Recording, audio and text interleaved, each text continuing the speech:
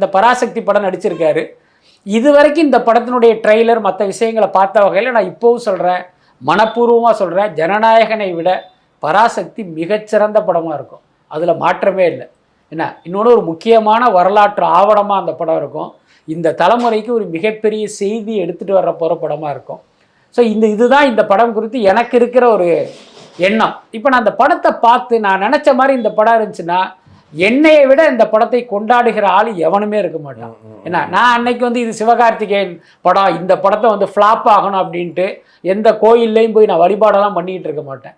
நல்ல படத்தை மக்கள் கொண்டாடணும், கொண்டாடியே தீரணும்னு நினைக்கிறாள். அப்படி பராசக்தியையும் இந்த மக்கள் கொண்டாடணும்னு ஆசைப்படுற ஒருத்தன் தான் நான். அதனால் இந்த மாதிரியான அவதூறுகளையெல்லாம் நம்ம கடந்து போகிறது தான் ஒரே வழி. ஓகே, நேற்றுலாம் பார்த்துருப்பீங்க ரேட்டிங் பிரச்சனை, அதாவது சன் டிவி அதிகமாக ரேட்டிங் வாங்குதா ஜீ தமிழ் வாங்குதா அப்படின்னு. கடைசியில் ஜீ தமிழ் எங்கேயோ போயிருந்துச்சு அந்த ரேட்டிங்.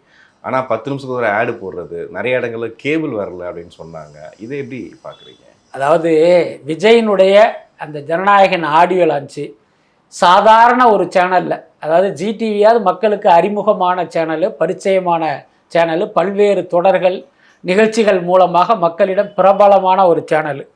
நான் ஒரு பேர் சொல்லலை, மக்களுக்கே தெரியாத ஒரு எக்ஸ் சேனலில் ஜனநாயகன் ஆடியோ லான்ச் ஒளிபரப்புனாலும் அதுதான் டிஆர்பியில் நம்பர் 1.